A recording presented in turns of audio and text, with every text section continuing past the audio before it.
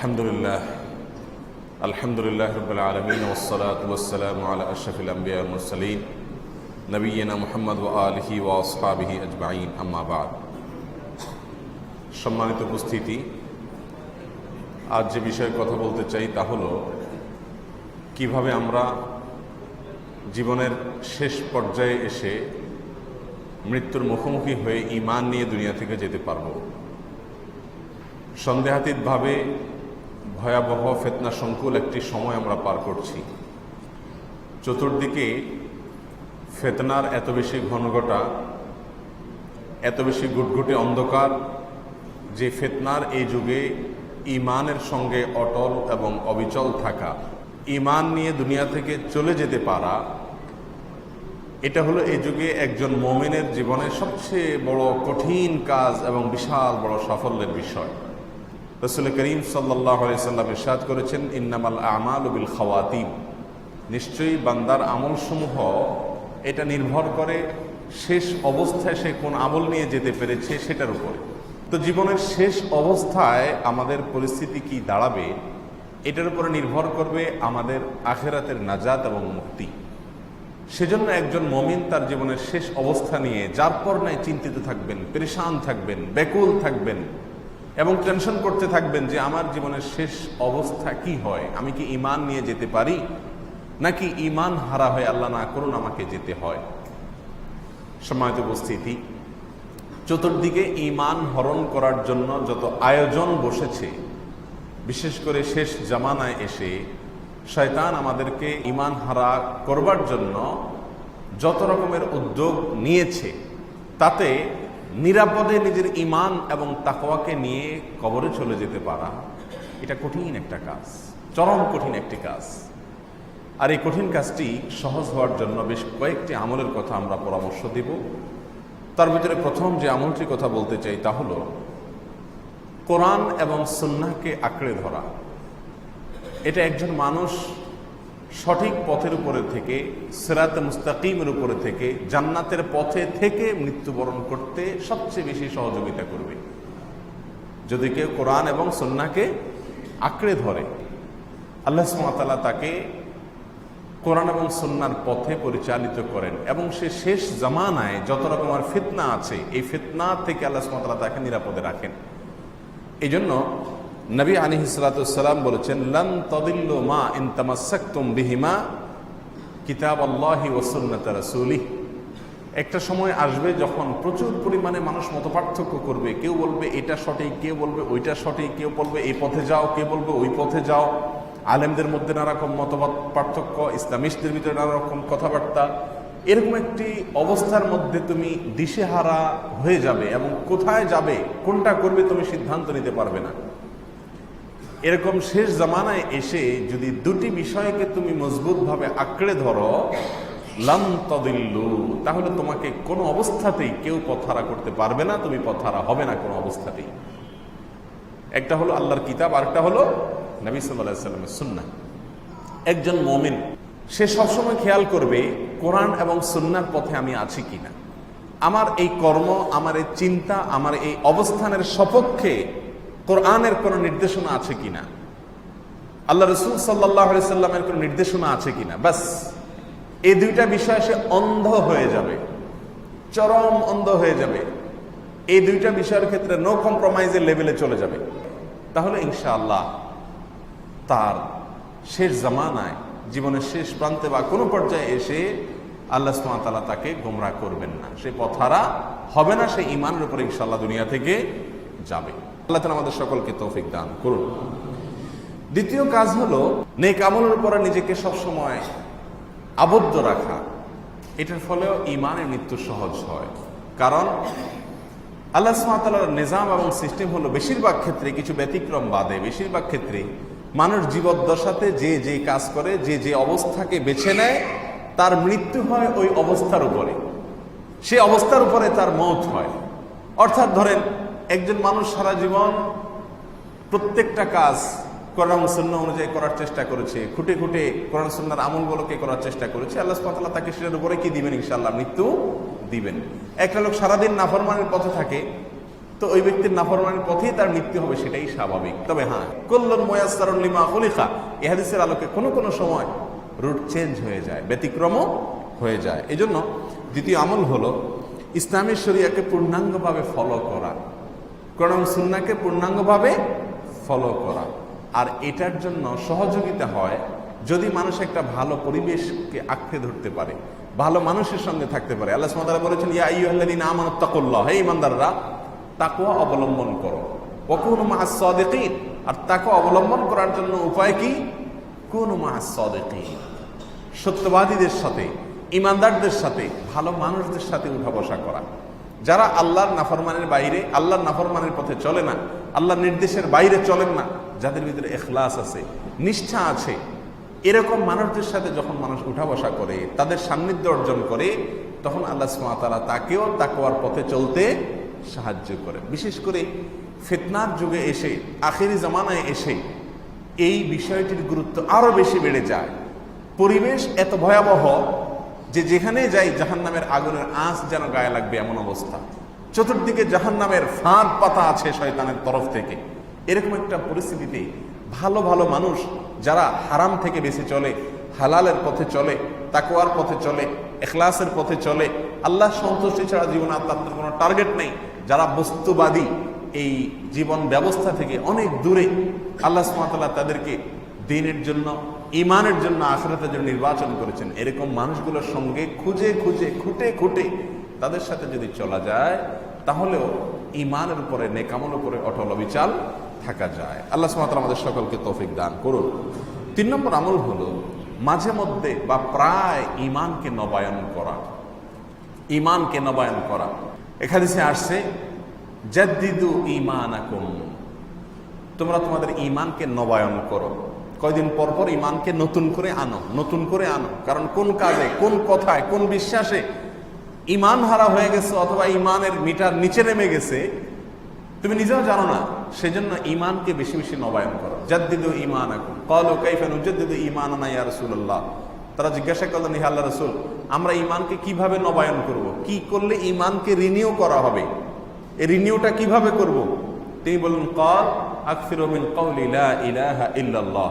তিনি বলেছেন যে এই যে কালিমাতুত তাইয়্যিবা, লা ইলাহা ইল্লাল্লাহ, এটাকে বেশি বেশি করে বলতে থাকো। কয়দিন পর পরই কালিমায়ে শাহাদাত পড়েন, ঈমান আনেন আল্লাহর প্রতি এবং ইস্তিগফার করেন, আশহাদু আল্লা ইলাহা ইল্লাল্লাহু ওয়া আশহাদু আন্না মুহাম্মাদান আবদুহু ওয়া রাসূলুহু।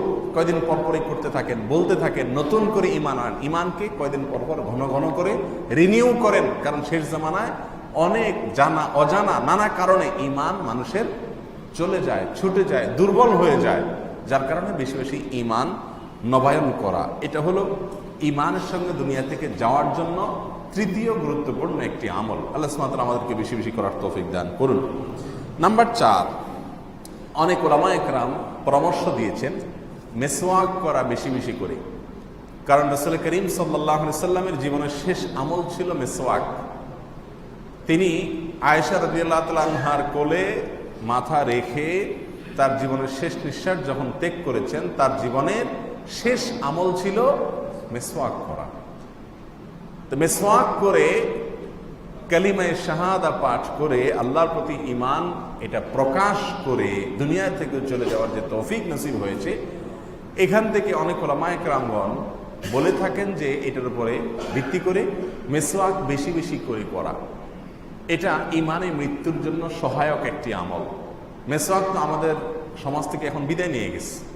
এখন ব্রাশ, এটাকে আমরা একমাত্র আমাদের মুখ পরিষ্কারের জন্য অবলম্বন হিসাবে রেখেছি। অথচ ব্রাশের চাইতে মেসওয়াক নিয়মিতভাবে করা, এটা স্বাস্থ্যের জন্য যেমন ভালো, তেমন ঈমানের জন্যও ভালো। আর যদি বলেন যে না, ব্রাশ করতেই হবে, তো ব্রাশ করেন, ভিন্ন কথা, কিন্তু পাশাপাশি মেসওয়াকও করেন।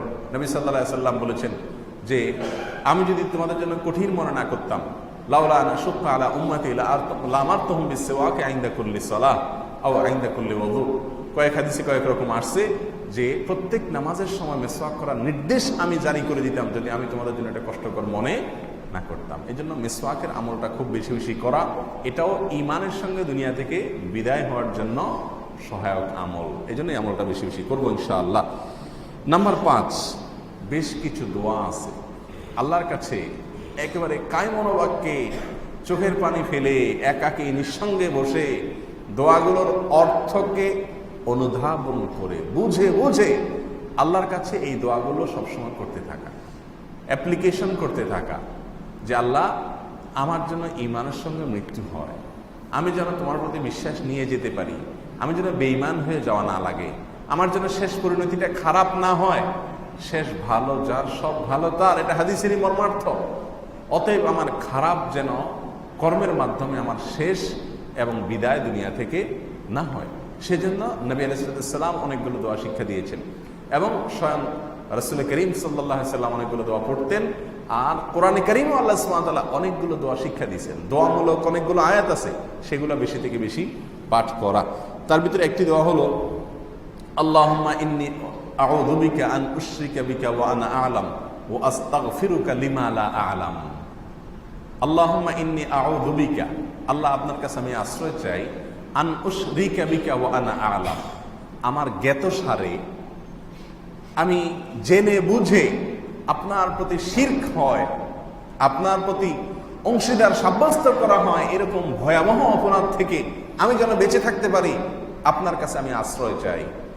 ও আস্তাগফিরুকা লিমা লা আ'লাম, আর আল্লাহ আমার অজান্তে, আমার অজ্ঞাতসারে, আমি টেরও পাই নাই এরকম কোনো ভাবে যেন কোনো শিরক আমার দ্বারা না হয়ে যায়, সেজন্য আপনার কাছে আশ্রয় চাই।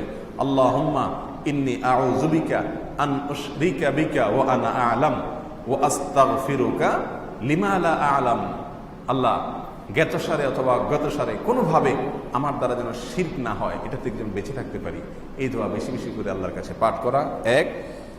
দ্বিতীয় দোয়া হলো ইয়া মুকাল্লিবাল কুলুব সাব্বিত কলবি আলা দীনিক, হে অন্তর পরিবর্তনকারী, হে রব, হে আল্লাহ, যার হাতে সমস্ত মানুষের অন্তরকে ঘোরানোর ক্ষমতা আপনার। ইয়া মুকাল্লিবাল কুলুব, হে অন্তরকে পরিবর্তনকারী আল্লাহ, সাব্বিত কলবি আলা দীনিক, আমার অন্তরকে আপনার দ্বীনের উপরে আপনি অটল অবিচল এবং এটার উপরে কায়েম দায়েম এবং স্থির রাখুন, এটার উপরে আমাকে স্থির রাখুন, আমি যেন এখান থেকে সরে না যাই, পা যেন পিছলে না যায়, কোনোভাবে যেন পা পিছলে আমি যেন গুমরাহির পথে না বাড়াই। ইয়া মুকাল্লিবাল কুলুব সাব্বিত কলবি আলা দীনিক, বেশি বেশি এই দোয়া পাঠ করা, নির্দিষ্ট কোনো সংখ্যা না, নির্দিষ্ট কোনো সময়ও না, সব সময় আল্লাহর কাছে এই দোয়া বেশি বেশি পাঠ করা। বিশেষ করে নফল নামাজের সেজদাতে আমরা বেশি বেশি পাঠ করতে পারি, এছাড়া দিনে রাতের যে কোনো সময় আল্লাহর কাছে এটা পাঠ করতে পারি একাকী যখন হই। তাহলে দ্বিতীয় দোয়া হলো ইয়া মুকাল্লিবাল কুলুব সাব্বিত কলবি আলা দীনিক, হে অন্তর পরিবর্তনকারী, আপনার দিনের উপরে অটল রাখুন, এই দোয়া বেশি বেশি পাঠ করা। 3 নম্বর দোয়া হলো সূরা বাকারার 250 নম্বর আয়াতে যে দোয়াটি বর্ণিত হয়েছে, রব্বানা আফরিগ আলাইনা সবরা ওয়া তাওয়াফানা মুসলিমিন, আল্লাহ আমাদেরকে আপনি সবর দান করুন এবং মুসলিম হিসাবে আমাদেরকে আপনি মৃত্যু দান করবেন। তাহলে মুসলিম হিসাবে মৃত্যু দান করার জন্য দোয়া করা হচ্ছে এখানে, ওয়া তাওয়াফানা মুসলিমিন, আল্লাহ আমাকে ওয়াফাত দিবেন, আমার মৃত্যু দান করবেন এমত অবস্থায় যেন আমরা আপনার প্রতি আত্মসমর্পণ করে ইসলামের উপরে অটল অবিচল থেকে যেন মৃত্যুবরণ করতে পারি, সেই তৌফিক দান করবেন। সূরা বাকারা 250 নম্বর আয়াত, সেটা বেশি বেশি করে পাঠ করতে থাকা। সেই সাথে সূরা আলে ইমরান আয়াত নম্বর 8, এখানেও ঈমানের সঙ্গে আমরা যেন মৃত্যুবরণ করতে পারি, সেজন্য আল্লাহ সুবহানাহু ওয়া তাআলা একটা দোয়া শিক্ষা দিয়েছেন, রব্বানা লা তুযিগ কুলুবানা বা'দা ইয হাদাইতানা ওয়া হাব লানা মিন লাদুনকা রাহমাহ ইন্নাকা আনতাল ওয়াহ্হাব। এর অর্থ হলো রব্বানা লা তুযিগ কুলুবানা বা'দা ইয হাদাইতানা, আল্লাহ আমরা হেদায়েত আপনার কাছে চেয়ে পাই নাই, না চেয়ে পেয়ে গেছি, এই যে হেদায়েতের উপর আপনি আমাদেরকে রেখেছেন, লা তুযিগ কুলুবানা, আমাদের অন্তরগুলোকে আপনি বাঁকা করে দিয়েন না, আমাদের অন্তরগুলোকে জান্নাতের রুট থেকে সরায় দিয়েন না, জাহান্নামের রুটে নিয়ে যায়েন না। লা তুযিগ কুলুবানা, আল্লাহ আমাদের অন্তরগুলোকে বাঁকা করে দিয়েন না, বক্র করে দিয়েন না। বা'দা ইয হাদাইতানা, আপনি হেদায়েত দিয়েছেন, এরপরে আপনি আর গোমরাহ করিয়েন না আল্লাহ। ওয়া হাব লানা মিন লাদুনকা রাহমাহ, আল্লাহ আপনার পক্ষ থেকে অনুগ্রহ আমাদেরকে আপনি দান করুন, ইন্নাকা আনতাল ওয়াহ্হাব, কারণ আপনি একমাত্র দানশীল, আপনি মহা দানশীল, সবকিছু আপনি দিয়ে থাকেন। এই দোয়া আল্লাহর কাছে বেশি বেশি পাঠ করা। সেই সাথে সূরা ফাতিহার প্রতিদিন প্রত্যেক রাকাত নামাজে পড়া আমাদের জন্য বাধ্যতামূলক করে দিয়েছেন রাসূল করিম সাল্লাল্লাহু আলাইহি ওয়াসাল্লাম। ইহদিনাস সিরাতাল মুস্তাকিম এই আয়াতটি রয়েছে সূরা ফাতিহার ভিতরে। এটা যখন আমরা পড়ি তখন এটার মর্ম, এটার অর্থ, এটার ব্যাখ্যা, এটাকে মনে করে মাথায় রেখে আল্লাহর কাছে অ্যাপ্লিকেশন এবং দোয়ার নিয়তে এটা পড়া। ইহদিনাস সিরাতাল মুস্তাকিম, আল্লাহ সঠিক এবং সোজা পথ আপনি আমাদেরকে দেখায় দেন, এটা আল্লাহর কাছে বেশি বেশি পড়া। সেই সাথে নবী রাসূলুল্লাহ সাল্লাল্লাহু আলাইহি ওয়াসাল্লাম শেখানো আরেকটি দোয়া, আল্লাহুম্মা ইন্নী আউযু বিকা মিনাল ফিতানি মা যাহারা মিনহা ওয়া মা বাতান।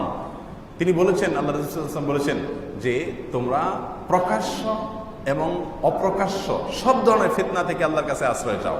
এই জন্য দোয়া করা, আল্লাহুম্মা ইন্নী আউযু বিকা মিনাল ফিতানি, আল্লাহ সব ধরনের ফিতনা, পরীক্ষা, যে পরীক্ষা বিচলিত হয়ে মানুষ পথহারা হয়ে যায়, এরকম ফিতনা থেকে আপনার কাছে আশ্রয় চাই।